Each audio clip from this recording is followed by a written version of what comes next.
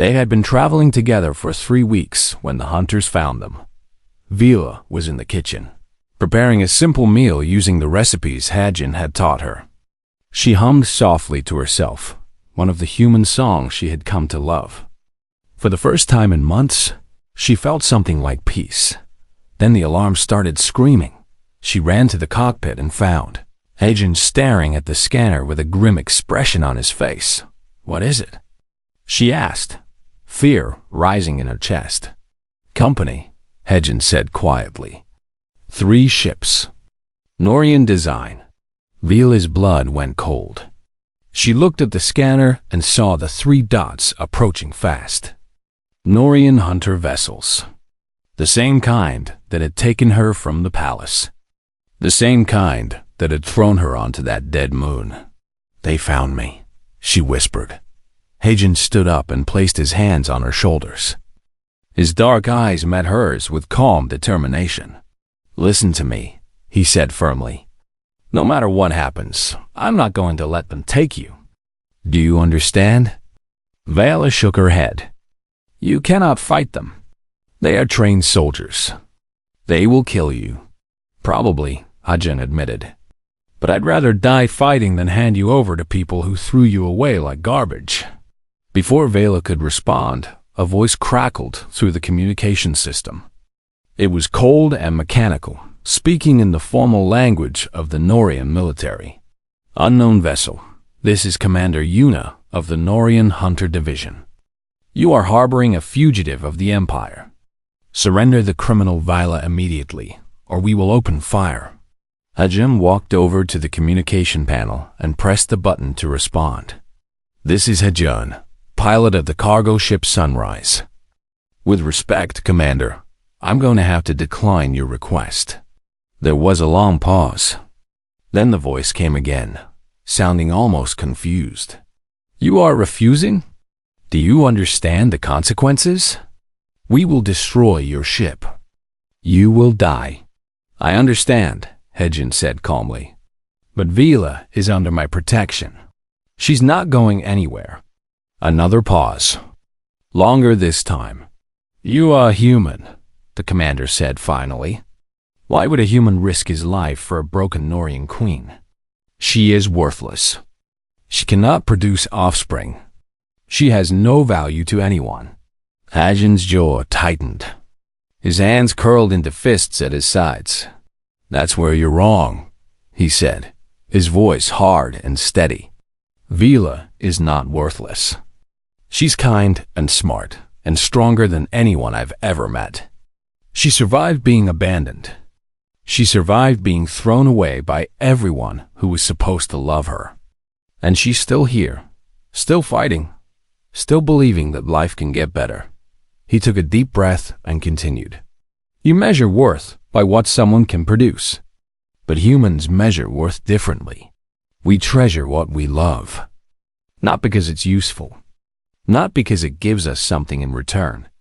But because love itself is the point. Love is the treasure." There was silence on the other end of the communication line. Vila stared at Hajin with tears streaming down her face. No one had ever spoken about her like that. No one had ever defended her so fiercely, so completely, with nothing to gain and everything to lose. The hunter ships came closer. Vela could see them through the window now, sleek silver vessels with weapons powered and ready. One shot from any of them would destroy Hajin's little cargo ship in seconds. Hajin stood at the window, unarmed and unafraid. He had no weapons, no shields, no way to fight back. All he had was his conviction. "This is your final warning," the commander's voice came again. "Surrender the fugitive or be destroyed." Hajin did not move. He did not flinch. He simply stood there, a wall between Vila and the people who wanted to herd Dot, and then something unexpected happened. "Commander Yuna, this is Admiral Hana of the Norian High Council." A new voice cut through the communication channel. It was older, wiser, and carried an authority that made even the hunter commander go silent. "Admiral," Commander Yuna said quickly, "I was not aware you were monitoring this situation. I am monitoring many situations, the Admiral replied coolly. And I find this one particularly interesting. A human alone and unarmed, standing against 3 of our warships, willing to die for a queen we discarded. Why do you think that is, Commander? There was no response. I have been watching this human for the past hour, the Admiral continued. I have heard his words, and I must admit, they have given me something to think about. Vila held her breath. She did not know Admiral Hana personally, but she knew the name. Hana was one of the oldest and most respected members of the High Council. Her voice carried weight.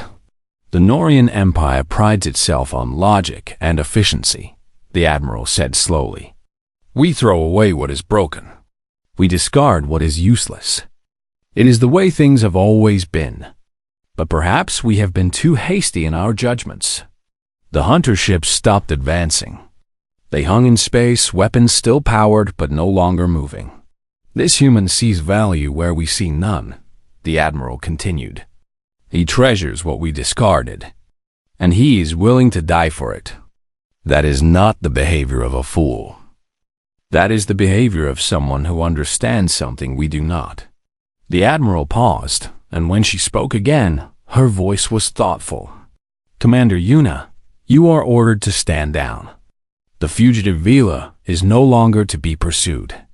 She is free to go wherever she pleases. Commander Yuna sounded shocked. Admiral, with respect, she is a criminal. She failed in her duty to the Empire.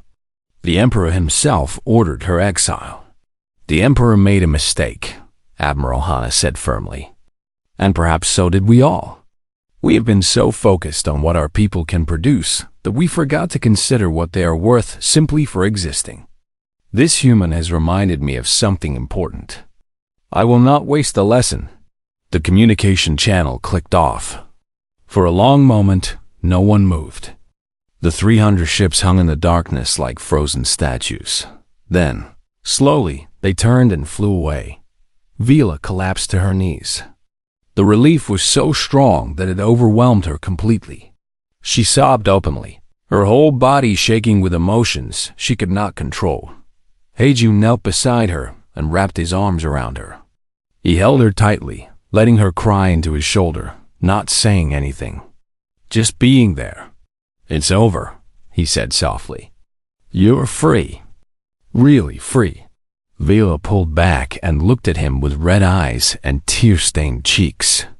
You could have died, she said, her voice breaking. You stood there, knowing they could kill you, and you refused to give me up. Why? Why would you do that? Heijun smiled gently. He reached up and brushed a strand of white hair from her face. Because you're worth it, he said simply. You're worth everything. Vila stared at him for a long moment. Then she leaned forward and pressed her lips softly against his dot. It was a gentle kiss. A thank you. A promise. A beginning dot when they finally pulled apart. Vila smiled. A real smile, warm and genuine and full of hope. So, she said, where do we go now? Heijun grinned and stood up, offering her his hand. Anywhere we want, he said.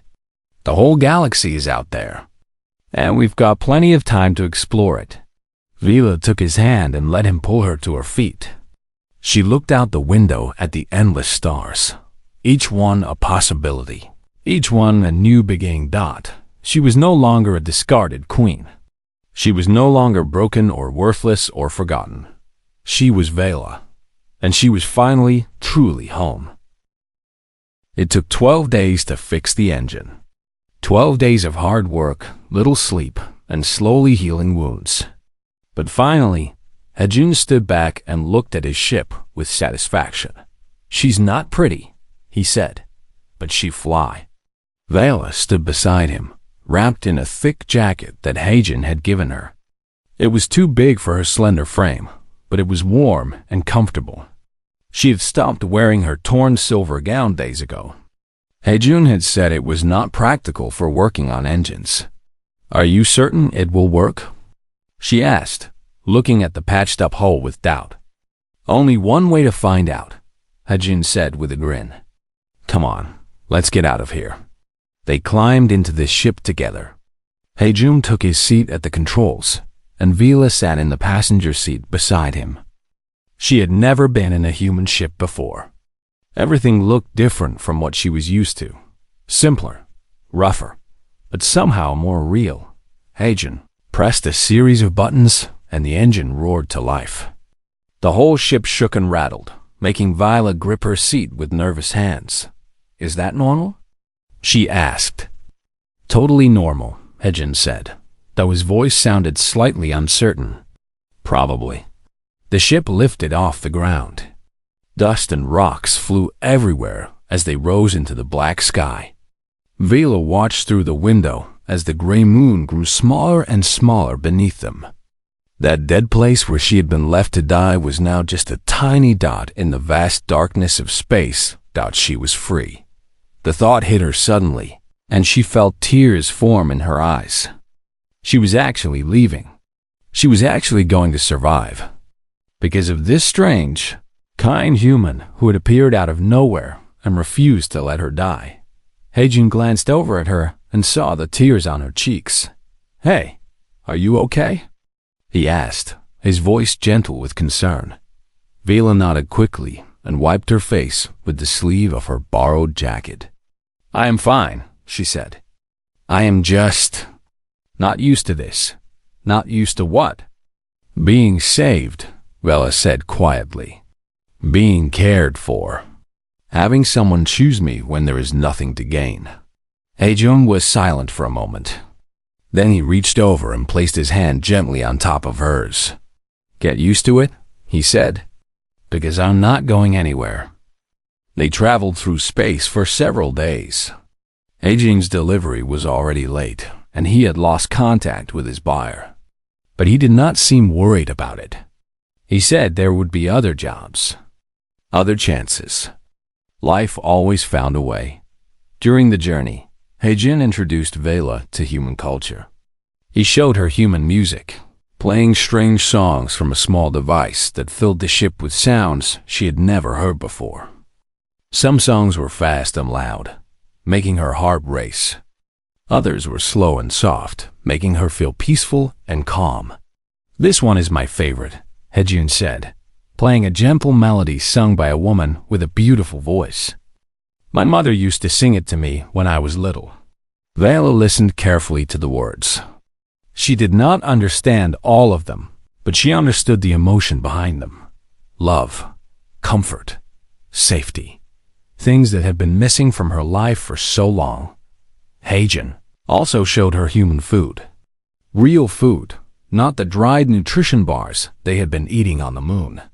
He cooked simple meals in the ship's tiny kitchen, teaching her about different flavors and ingredients. "Try this," he said one day, handing her a bowl of something warm and brown. "It's called stew. My grandmother's recipe." Vila took a careful bite. The flavors exploded on her tongue, rich and savory and completely unlike anything she had eaten before. "This is wonderful," she said, her eyes wide with surprise. Hejun smiled proudly. "Told you. Human food is the best in the galaxy."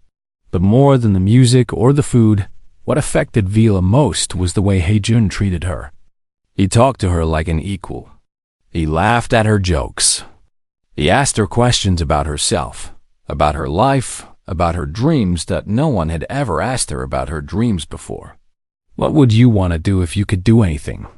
Hejun asked one evening as they sat together in the ship's small common area. Vela thought about the question for a long time. In the Norian Empire, her path had been decided from the moment she was born. She would be a queen. She would lay eggs. She would serve the empire. There had never been room for personal dreams. "I do not know," she finally admitted. "I have never been allowed to want anything for myself." Hejun nodded slowly, like he understood exactly what she meant. "That's okay," he said. "You have time to figure it out. That's the beautiful thing about being free. You can become whatever you want to become. Vila looked at him with wonder.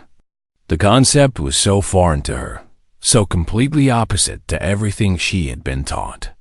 Worth was not determined by what you produced or how useful you were. Worth was something that existed inside you, simply because you existed. In my culture, she said slowly, a person's value is measured by their contribution to the hive. If you cannot contribute, you are nothing. That sounds exhausting, Hejin said. It is, Vela admitted. It is a heavy weight to carry. Then put it down, Hejin said simply. You're not in the hive anymore. You don't have to carry that weight here. Vila looked down at her hands. Her silver skin was slowly regaining its glow, nourished by food and rest and something else she could not name. She felt stronger than she had in months, lighter, like a burden was slowly lifting from her shoulders.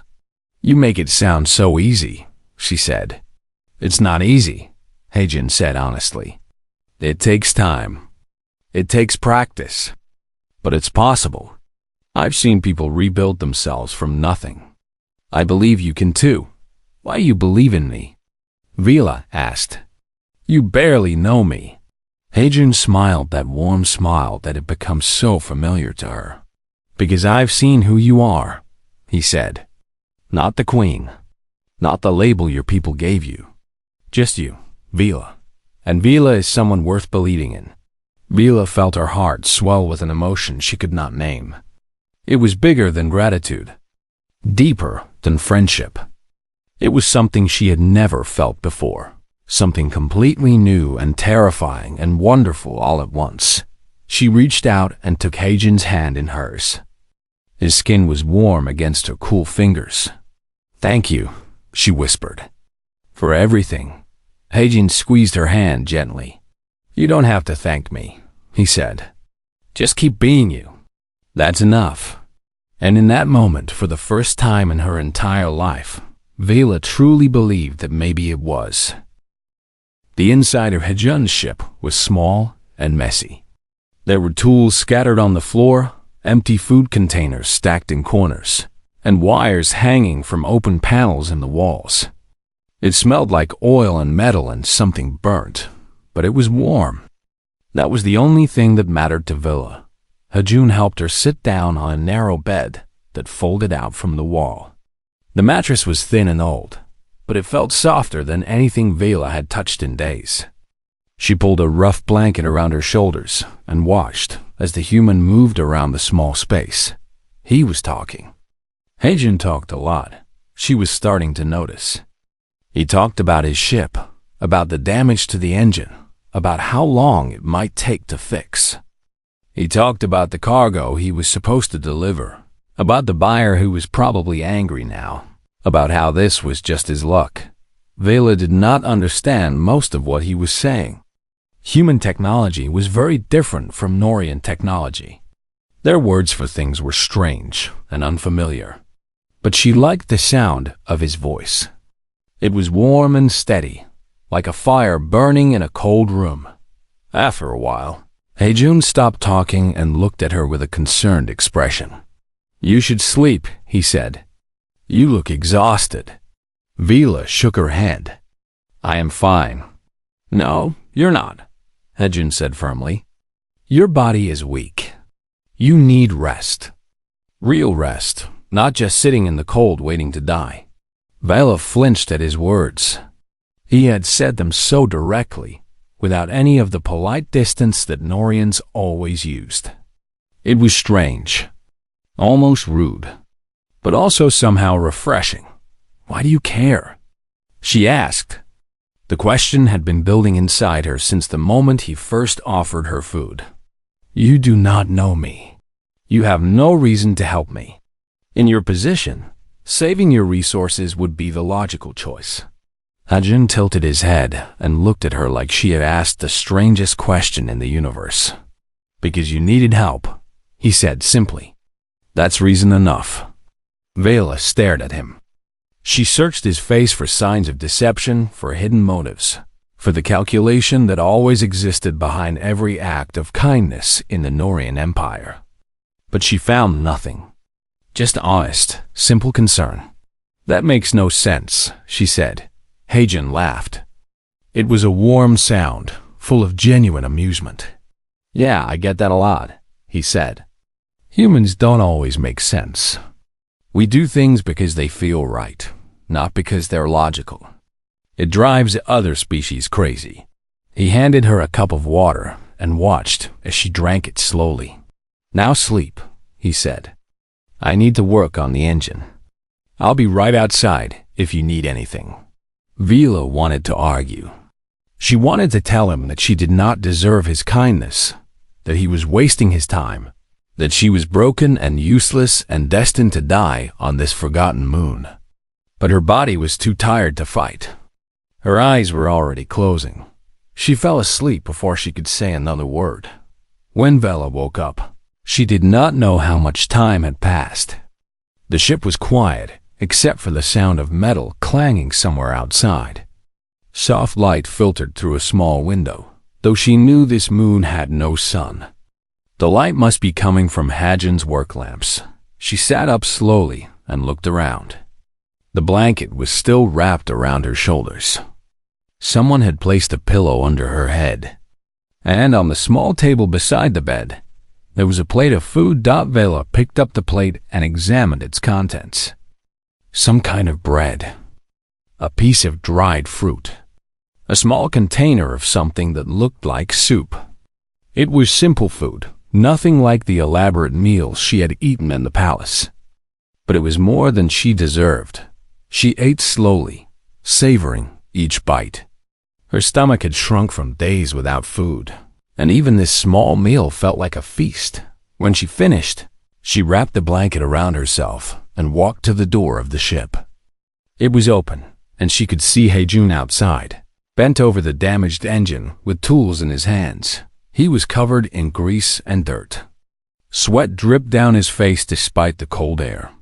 His movements were quick and efficient, like someone who had done this kind of work many times before. Vila stood in the doorway and watched him.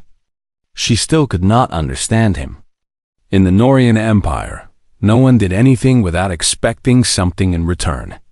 Every gift came with strings attached.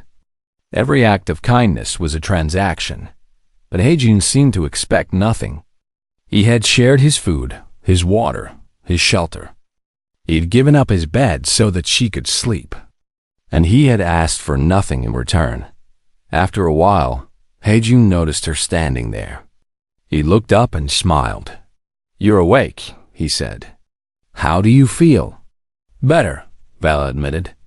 It was true. The food and sleep had helped more than she expected. Heijun wiped his hands on a dirty cloth and walked toward her. Up close, she could see the tiredness in his eyes. He had been working for hours, maybe longer. "You should rest," she said. Heijun shook his head. "Can't. Need to get this engine working. The sooner I fix it, the sooner we can get off this rock." Vala noticed the word he used. We, not I, we. "You intend to take me with you?"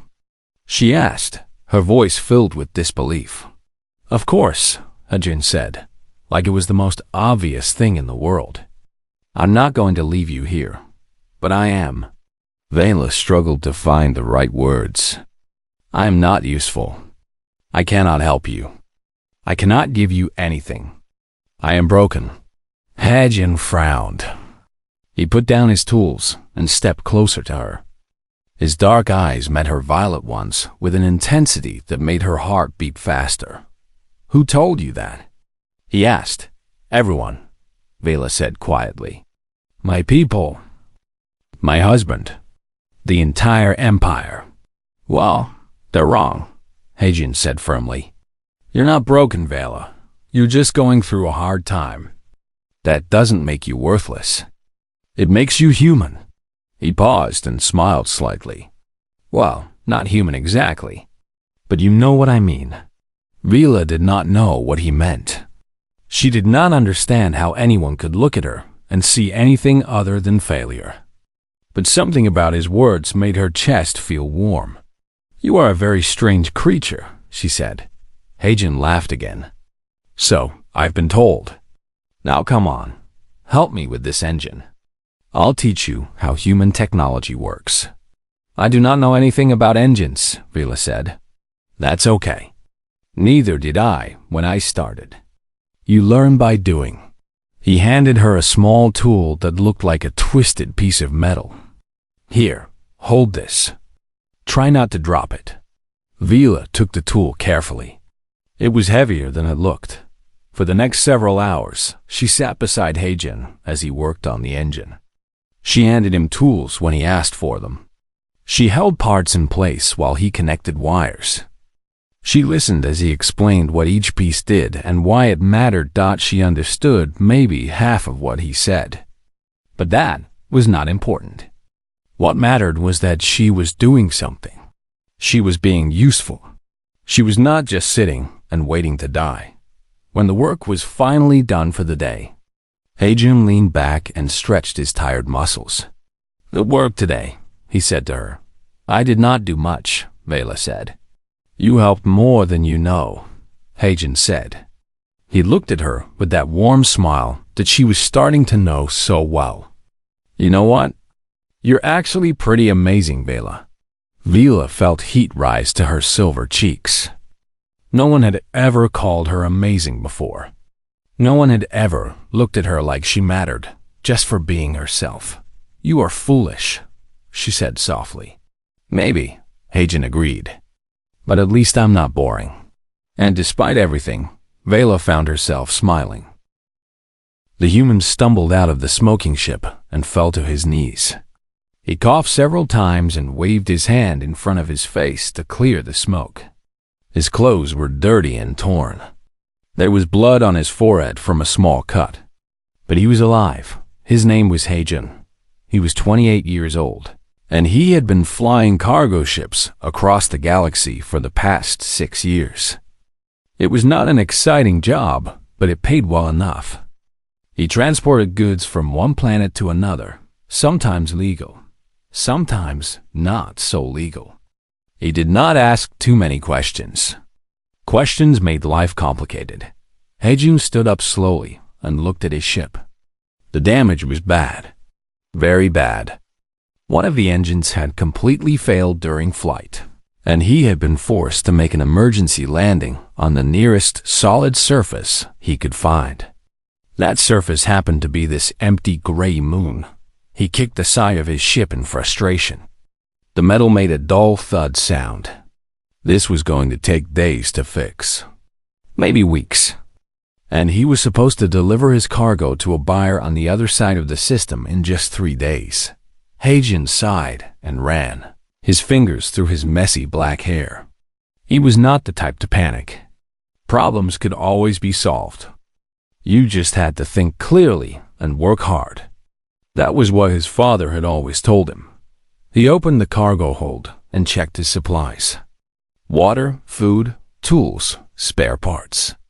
He had enough to survive for a while. And if he was lucky, his distress signal had gone out before the communication system failed. Someone might come looking for him. Eventually, Heijun grabbed a water bottle and took a long drink.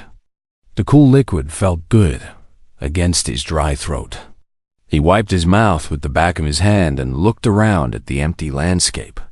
That was when he saw her dot at first. He thought it was just a rock. A strange silver rock sitting against a larger gray boulder. But then the rock moved. Just slightly. Just enough to catch his attention. Heijun squinted his eyes and looked more carefully. The silver shape was not a rock at all. It was a person. Or something that looked like a person. It was sitting very still, wrapped in what looked like a torn piece of fabric. He should have been afraid. This was an unknown planet, and that was an unknown creature. For all he knew, it could be dangerous. It could be waiting to attack him. It could be some kind of trap. But Heijun was not the kind of person who walked away from things. His mother had always said that his curiosity would get him killed someday. Maybe she was right. But he still could not stop himself from walking toward the strange silver figure dot. As he got closer, he could see more details. The creature was humanoid, with 2 arms and 2 legs. Its skin was pale silver, almost like metal, but it seemed soft and organic. Its hair was long and white, falling in messy waves around a delicate face. And its eyes, which were now looking directly at him, were a deep and beautiful violet dot. It was a female. Haejun could tell that much. And she was clearly not in good condition. Her body was thin and weak. Her skin, which might have once glowed brightly, was now dull and gray. Her lips were cracked and dry. She looked like she was dying. Haejun stopped a few feet away from her and held up his hands to show that he meant no harm. "Hey there," he said softly. "Are you okay?" The female did not respond. She just stared at him with those large violet eyes. There was no fear in her gaze. No hope either. Just a kind of empty acceptance, like she had already decided that nothing mattered anymore. Haejun slowly lowered himself to the ground so that he was at her level. He could see now that she was sitting next to a small container. He recognized the markings on it. Norian. She was a Norian. He had heard stories about the Norians. They were a powerful species that controlled a large part of the eastern galaxy. They were known for being cold and practical. They valued efficiency above all else. Humans and Norians did not have much contact with each other, but they were not enemies either. "Can you understand me?"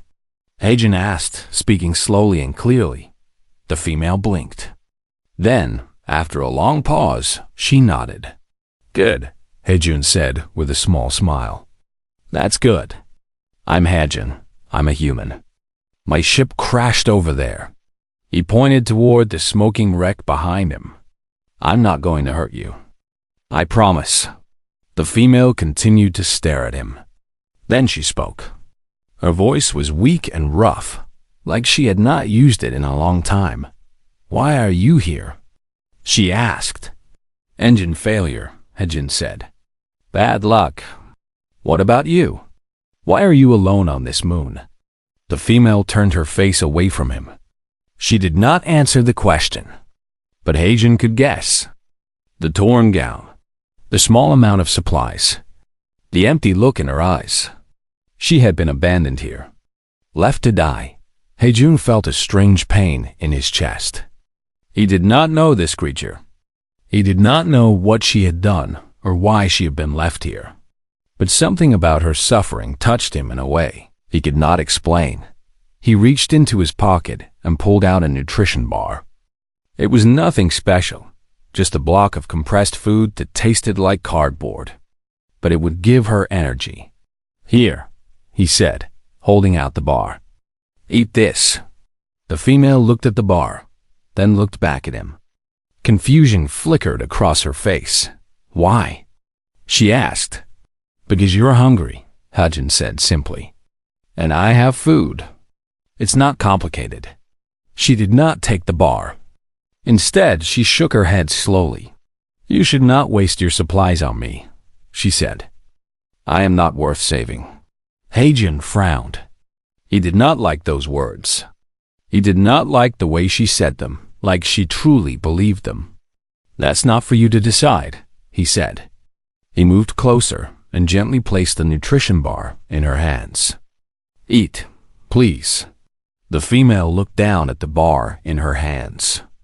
Her thin fingers trembled slightly. For a moment, Haejun thought she was going to throw it away. But then, slowly, she brought it to her lips and took a small bite. She chewed slowly. Her eyes closed. A single tear rolled down her silver cheek. Haejun watched her eat. He did not say anything. He just sat there quietly, giving her space to feel whatever she needed to feel. When she finished the bar, she opened her eyes and looked at him again. There was something different in her gaze now. A tiny spark of something that had not been there before. "My name is Vila," she said softly. "That's a beautiful name," Haejun said. Vela looked at him like he had said something very strange. Like no one had ever called anything about her beautiful before. Haejun smiled and stood up. He offered her his hand. "Come on, Vela," he said. "Let's get you somewhere warmer. My ship is a mess, but it's better than sitting out here in the cold." Vela hesitated. She looked at his hand like it was some kind of trap. But then, slowly, she reached out and took it. Her hand was cold. Cold and delicate, like holding a piece of ice shaped like fingers. But Hadrian held it gently and helped her to her feet. "One step at a time," he said. "We'll figure this out together." And for the first time in a very long time, Vela allowed herself to hope that maybe, just maybe, she was not going to die alone after all. The ship landed on the dead moon without ceremony. There were no flowers, no songs, no prayers. The Norian guards pushed Queen Vela out of the transport vessel like she was garbage. She fell onto the gray dust and did not get up. The moon had no name. It was just a rock floating in the cold darkness of space. Nothing grew here. Nothing lived here. It was the perfect place to throw away things that nobody wanted anymore. Vela heard the ship's engines roar behind her. She did not turn to watch it leave. She already knew what abandonment looked like. She had seen it in the eyes of her own people for many months now. Once, she had been the most beautiful queen in the Norian Empire. Her skin was pale silver, and it glowed softly in the dark. Her eyes were large and violet, and when she spoke, her voice sounded like water running over smooth stones. She had ruled over millions. She had worn crowns made of crystal. She had eaten the finest foods and slept in the grandest chambers. But none of that mattered now. In the Norian Empire, a queen had only one purpose. She was meant to lay eggs. She was meant to create the next generation of soldiers, workers, and servants. A queen who could not do this was not a queen at all. She was nothing. Vela had tried for 3 long years. The healers had given her every medicine. The priests had performed every ritual. But her body refused to do what it was supposed to do. Month after month, her chambers remained empty. No eggs, no children, no future. At first, the court had been patient. They told her to rest. They told her to eat special foods. They told her that sometimes these things took time. But as the months passed, their patience turned to frustration. Their frustration turned to disgust. And their disgust turned to hatred. They called her broken. They called her cursed. Some even said she had angered the gods. The whispers followed her everywhere she went. Servants who once bowed to her now looked away when she passed. Lords who once begged for her attention now refused to meet her eyes. Her husband, the emperor, was the last to abandon her. He had promised to love her forever. He had sworn before the entire empire that she was his heart, his soul, his everything.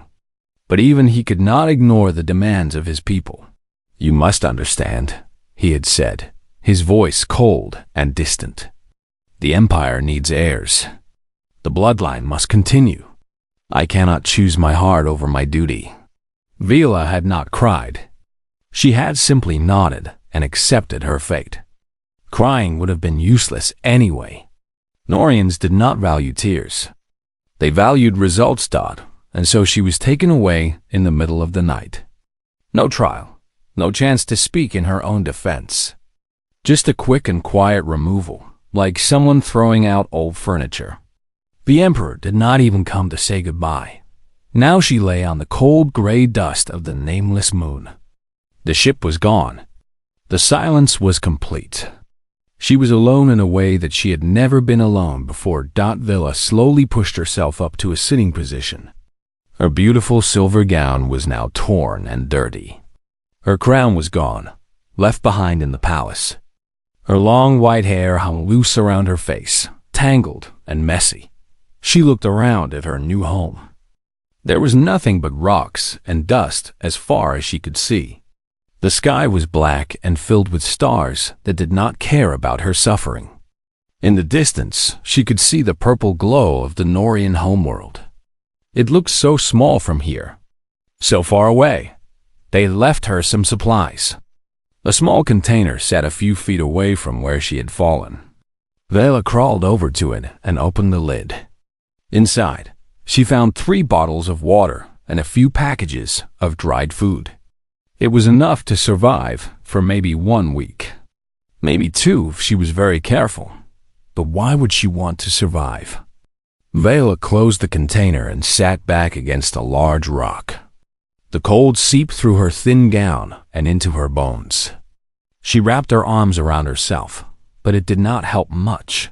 She thought about all the things she had lost. Her home, her people, her purpose, her identity. For her entire life, she had been told that she was special. She was a queen.